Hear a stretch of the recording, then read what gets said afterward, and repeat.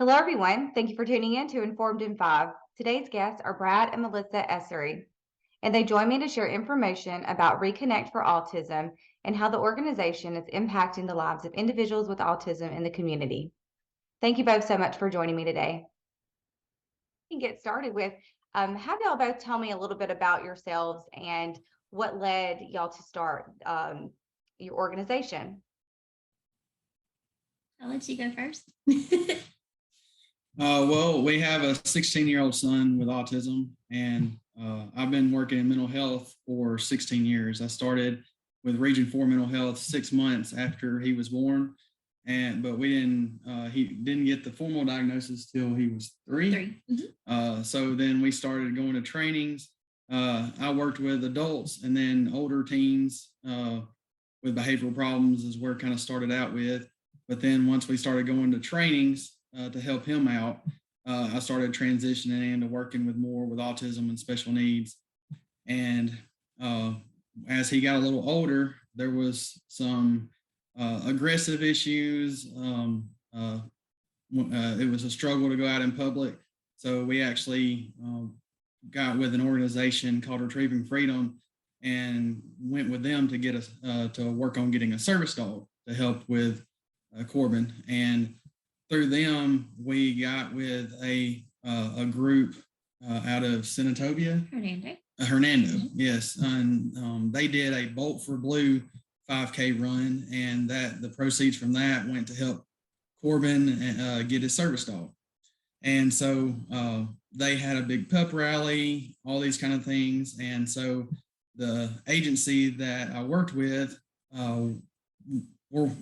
a group was wanting to do something more for autism when April was coming up. And so suggested that we, maybe did t-shirts. And so did that. And, but then we wanted to do an awareness walk. And so from the idea from the Bolt for Blue, when they helped Corbin out, we were like, won't we do a 5K run? So then it grew into doing a color run. And so that's how Reconnect started, is one group over in West Mississippi that helped our family out. And so we got with a group from the agency I worked with, and we started our own awareness event here. And so that first color run, we had over 1,200 people participate in that first color run. It was kind of one of the first ones that were in North Mississippi. So kind of a hot thing. And I think this last year was our 8th one. So we'll be coming up 2023. It's always the last Saturday of April. So kind of that'll be our 9th annual color run for it. And so but that's how Reconnect got started, was one group helping us out. And then we kind of wanted to pass that on. Awesome. Well, tell me a little bit more about the organization and what it is and who y'all serve.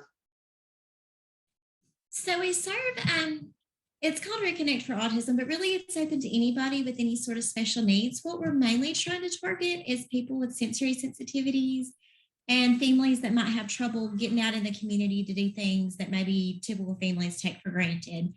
When we first started with the color run, like you said, it was more or less just a way to pay it forward on something nice that had happened to us. And I kind of came in he was like, we're going to have this run. And I thought it was all crazy. I was like, there's no way this is going to happen, but it just snowballed and it took over. And it was really awesome. So he's definitely the planner and the doer. I like more to kind of connect one-on-one with people, like with moms or dads or the kids. So I think it's neat that we have our own strengths and weaknesses, and they're different, because that's a good thing. But with the money from the first color run, we started looking at what we could offer for the community. One of the first things we did was partner with the local Malco, and they started having sensory-friendly movies on Saturday morning for our community. And what they would do is just leave the lights on a little bit so it wasn't so dark and scary, and they would turn the sound down so it wasn't overwhelming. It was a private screening. It was just our group. And we would bring things like Legos for the kids to play with and just let them have the freedom to be themselves. No one was going to shush them. No one was staring. We just wanted the families to be able to come out and be free to be themselves, however that meant to them, whatever that meant. So from there, it just kind of, I guess, opened up doors into other things. We've been doing, yeah, we did. Yeah, we did the color run in April, and our first movie was May. Mhm. And there's only been a handful of months in 8 years that we've missed doing a sensory friendly movie. And for me, I was kind of like, well, do we need to stop doing them? But the thing is that there's always new families that we take going. A lot of families, a lot of people take for granted going to a movie is something easy to do, but for a lot of our families, it's not easy. And we tried other events as well. Like we've done bowling and we've done skating. We went to a water park this summer. We're just always looking for new things to try and to see what we can expose our families to that we might enjoy, and just looking for new stuff to try and get people to get to be active and enjoy themselves without having to hide who they are. And what has been the response that y'all have gotten back from your families that have participated in your events or the sensory friendly movies and other things? It's been amazing. For example, and it's happened multiple times early on, and then just even recently, where there's been families where they have siblings, typical siblings, and so the parents would bring two vehicles, because they were used to having to leave with the one with special needs, and they didn't want to disrupt the siblings. So over again, they come in two vehicles, the movie's over, and they're like, wait, we didn't leave, and they're just kind of surprised. And, one thing that's created is not just the changing of the lights and the sound, but just the community, that it creates, the atmosphere just of acceptance. Yeah, we have some families that have been with us from the very beginning that have come to nearly everything we've done. And then we have new families joining all the time. So we really like to see that. We like to meet new people, and we love that families have stayed with us and we've gotten to see their kids grow through the years. We love to look at past pictures of color runs and compare, how people have changed, and it's super cool. But one thing I think that has been like a really cool offshoot of it is families getting to meet each other and finding like natural support for themselves. We had like a video game thing this summer where we would have like video game days, and we would meet up and let the kids play and the parents would talk and things like that. And we had several moms that got to be friends and would take their kids out to do stuff after the Reconnect event. So that just kind of opened up some new doors for them, and they might not have even met were it not for that. So I love seeing new relationships just grow out of things that we've done. Yeah, the video game days were really cool.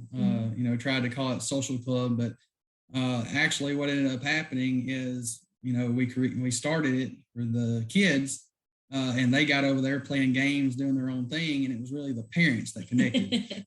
So that was really cool to see. And I don't even think they realized that they were doing it until, afterwards. And then we've, like Melissa said, we've had some that have said, hey, we're meeting up for coffee or just hanging out now. And they were just talking about school and talking about, different things with kids and stuff. And it was just really cool to see. And like she said, those natural supports is what we keep seeing being built, with just living life, going and doing fun activities and in the community. I know families are so hungry for information, but also fun. They don't, and time is so valuable to where nobody wants to waste their time. And so we love creating opportunities for effective trainings or, whatever can do so that one can have fun but learn. And we had an awesome group that came a couple of weeks ago and joined us for the special education boot camp. And everybody was just, all ears and just, absorbing all the information. And that was just so cool. And, we've been a part of bringing, several of those type things. And we, hope to do a whole lot more. I know one area that I've been trying to put in place is do more training with businesses to kind of help them understand more of special needs and autism and being more accepted. Our community overall has been great. Back to the color run, that's our main fundraiser. We don't do a lot of little things. We like to, spend our time, like I said, time is valuable. So we want to spend it with the families and doing things that they can enjoy. But we have a lot of community support with the color run. And one thing I'll say there, interesting tidbit is that, put together and do, the color run. Like I said, we've had no less than around 500-600 at any color run that we've had, which is amazing community support, just in itself there. But myself, I'm not a runner. I hate running, and I'm also colorblind. And the irony is strong. Yeah. So that's just an interesting tidbit there, about, I'm over a color run, it's been very successful, but, don't run colorblind. So we have to tell him what the colors are when we order color powder because he can't tell if it's not labeled. And so, it just kind of goes to show that even if you're not good in an area or something, you can't be successful with it. Tell me a little bit more about that community support with the events, but also how it has things that you've heard from other people express, or people that might not have been exposed and then they're learning. So tell me a little bit more about what your organization is doing in the community, and how it is breaking barriers, and how it can continue to grow and evolve, and what y'all would like to see kind of come out of it in the future. Kind of what we're trying to do is just show people that it's okay to be different, and that not everybody is the same, and that's not a bad thing. We just want people to be aware of what autism is and what other special needs are as well, but not just awareness so much as acceptance, because there really is a difference. I think, by this point in the game, it's 2022. A lot of people have heard about what autism is. So they might be aware, but they may still be unaccepting, and they may not realize what all people go through, and they may not be welcoming to them. And we want it to get to the point where people feel like they're welcomed wherever they go. One thing that we started trying to do, like, we love being able to have private events where we can rent out like a water park or the bowling alley or the movie theater, but we also like going to events where we're not the only ones there, but we sort of stay together in a group. Like we went to Disney on Ice last year. We're planning to go again in a few weeks. We went to Paw Patrol, and all those events were at the Bancorp South Arena, which is huge. I mean, there's no way we could close that down for just our group, But we all sit together, we make accommodations, like we pass out headphones and things like that for people that need them. And Brad has worked really closely with the arena. They've been great about helping us and providing like a quiet space if someone gets overwhelmed and needs to utilize that.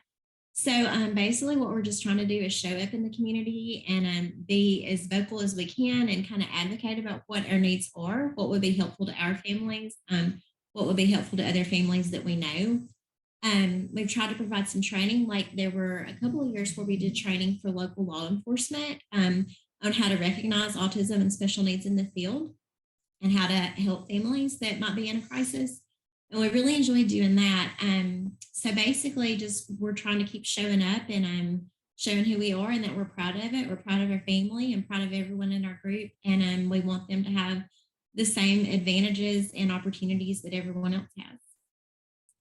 And who is working behind the scenes with the organization? We do have a board. I'll let Brad talk about that, but he's the main visionary that got the ball rolling. I've just been along for the ride, trying to provide support. And like I said, we all have our own strengths and weaknesses. I guess his is definitely leadership and planning, and that's a big weakness for me.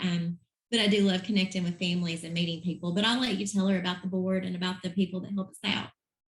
Well, it started with a group of parents with the agency that I work with, Region 4 Mental Health, and we were all therapists or case managers, professionals that also had children with autism, and some of those are still kind of working alongside with us, but we took it from just an outreach into a 501c3, and just beyond, but have a board that kind of that helps to guide us and approve direction that we're going and stuff. And some of the main ones that work are actually my parents, my dad. Setting up at festivals and things like that, selling like autism awareness merchandise or passing out information. He just wants to get the word out and let people know that we're here and that we're wanting to help. So he has business cards and pamphlets that he carries around and likes to hand out. And his mom loves talking to people as well.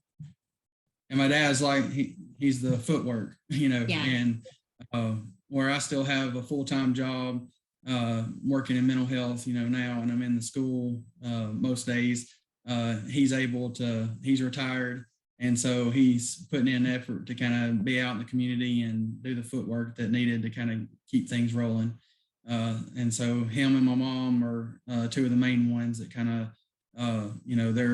we have a Reconnect trailer that was donated and wrapped, and it has a cool puzzle and space theme to it that a local guy called the Sign Guy, he donated the route for the trailer. And so it's very visible and noticeable wherever. And so my dad's real proud to be able to take it around and represent, Reconnect and, the autism families and stuff. And,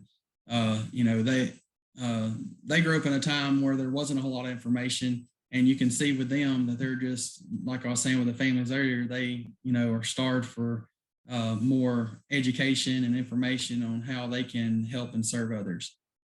We've got a great community of volunteers that for our events, we do the color run, but our other big event we do is coming up in October. On October 22nd, we do a Buddies Not Bullied glow run. And so we have a ton of volunteers that always show up for those events to come out and just do whatever that's needed. For the color run, some color runs use like machines or blowers, and they'll blow the color. But we started using volunteers to actually toss the color. And a lot of runs, do that now. But when color runs started, they were using sort of more of the blowers. But we felt that personal connection with the volunteers actually doing it and stuff helped out the ones we were serving, which is, special needs or those with autism. And so that's been, really acceptable, but it takes a ton of work to do it. And so, it's the local schools, seniors, sophomores and seniors that are needing volunteer hours, sports teams, churches, especially and stuff. And just willing to come out and do what need to, just from setting up to throwing the color and then taking it down. And, it's really cool. For the Buddies Not Bullies event, our focus is just like what it says on, community come together and being friends rather than being bullies or mean to each other. And it's kind of a fall festival type feel where we'll have social clubs that'll come together, come out and set up and do a game, for kids in the community, and just, it's just about showing kindness. Awesome. Tell me about the impact that the organization has had on both of your lives and also your family, because this definitely does seem like it's a family endeavor. So tell me a little bit just about like what y'all have enjoyed the most and how it's impacted your lives. Oh, it's definitely changed our lives.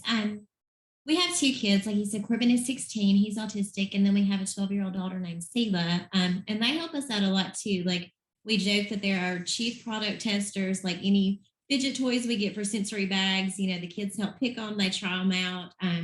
We always ask Corbin, kind of what he thinks helps him and what he thinks might help other people that might have things in common with him. So they're really great to help us. I think we've just enjoyed getting to go for this ride together as a family and meeting so many new people. And it's really meant a lot to us. And like he was saying earlier, Reconnect was born out of someone showing kindness to us. And we felt like we had been given so much, and that so many families maybe didn't have the advantages we did as far as support, like they didn't have a support system. We knew we were really, really blessed in that regard. So we just wanted that to kind of spill over onto others. And maybe, share the love and support with them. And it's just really like, it just makes my heart so happy to see people get to come to things and to get to see their precious families and get to meet them and do things together. And it's just been great for our family getting to experience that as a whole. Volunteering is a big aspect of our life. We volunteer in areas more than just with Reconnect and special needs. Our church is a part of what we call a second Saturday serve. to where do a monthly food pantry. And so we're on the leadership team with that as well. And so, and just other aspects of the community, we just love going out and just that community aspect and volunteering wherever we can. And so, being able to bring others in, to do that as well through Reconnect is really cool. And, but yeah, just being on this, journey and seeing the smiles and just, like I said earlier, getting to hear those parents, that are just surprised that, hey, we made it, we didn't have to leave, and my kids being able to see that, my daughter, being able as a sibling, know that what we're doing has, worth and it's making a difference in the world. And, now she, has the heart to, she wants to do some of the same things like that. That's just, that's important. We live in Tishomingo County. I work out of Alcorn County, and that's been my main contacts. And so that's kind of the reason it was based out of Corinth. But we're willing to do anything, all over the area. We have, for a lot of our events, we have families that come from Alabama, Tennessee, South Haven area, Oxford, especially Tupelo, and, kind of take advantage of, like I said, took a shot in the dark last year and reached out to the Bancorp South Arena, and they were, more than happy to accommodate our group. And so I was like, well, let's give it a try. And so we set out and got with them and we reserved 120 seats for this upcoming Disney on Ice in October. And what they do is our families are able to skip the line, which is a big deal. Some kids, families have struggled to even stand in line sometimes. And so we have our own area where they can come to and we can check them in. And the Bancorp South Arena has given us a room to be our own for them as a quiet room, a space, if somebody gets overwhelmed, they go to. So we start out there, families go to their seat as they feel comfortable and then can come back to the area if needed to. But we've already, those 120 seats have already been sold or reserved. They've already been claimed, so we've kind of reached out to them, about can we have more seats? Because there's a bigger need than we realized, and that's good. So, what is your contact information, the best way for people to reach you? Our Facebook is one of the best ways and stuff. Can message the page. It's just Reconnect for Autism on Facebook, on Instagram, and then our email is info@Reconnect for Autism, and it's Reconnect 4 and then autism. And so that info@reconnectforautism.com, and our website is the same, and it's reconnectforautism.com. And so those are, so all of it's Reconnect 4 autism and some association, but any of those can reach out to us and you'll get one of us. We primarily manage, all those sites and stuff. And, I have volunteer, and it's another autism family that helps me manage our website. And, just all around so many great volunteers. That same family, we've got a surprise possibly coming for the next color run of a custom work that he's in the process of making for us. I don't know if I should say it or, well, I'll go ahead and say it. We've got one of our autism families. They've always been supportive. They do some kind of fundraiser every year at the color run time. And but the dad is going to make us a custom puzzle piece guitar for raffle or auction off and stuff, to help with that time. And so that's really cool.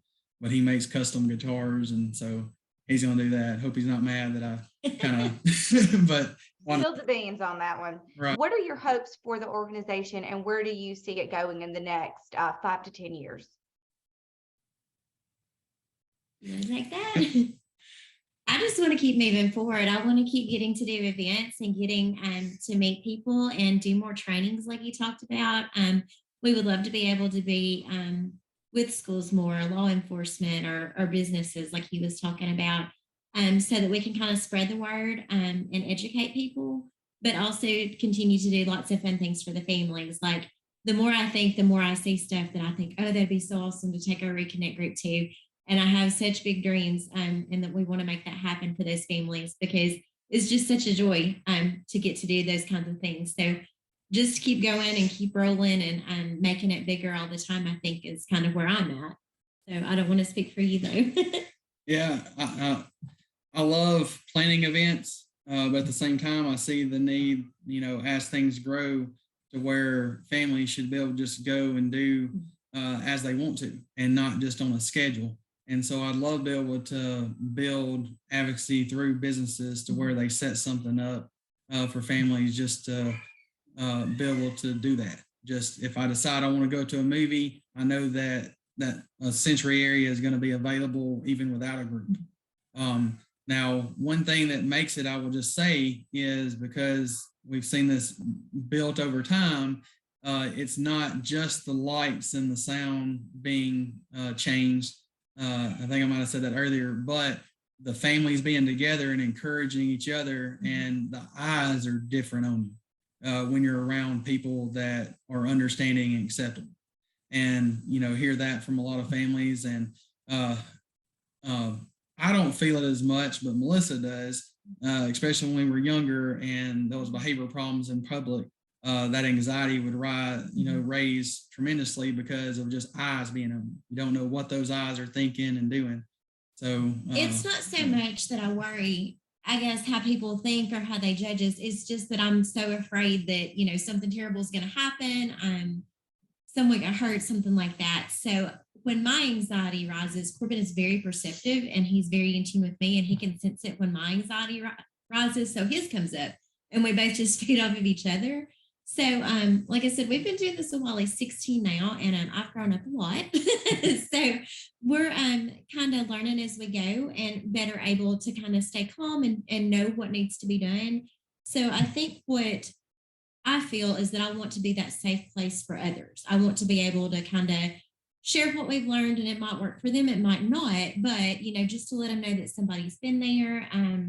This is kind of old hat for us now, and we're doing well, and we want to be able to share and lift others up, basically. We all are definitely doing that, and I wish y'all so much success in the future. And I just want to thank y'all so much for coming on today and being so open and sharing what I would consider y'all's other baby. So y'all are doing awesome, and continue nurturing and growing your organization, and it's going to do wonderful things in the future. But thank y'all both so much for coming on today, and I hope y'all both have a great day. Thank you. I hope you do too. Thank you.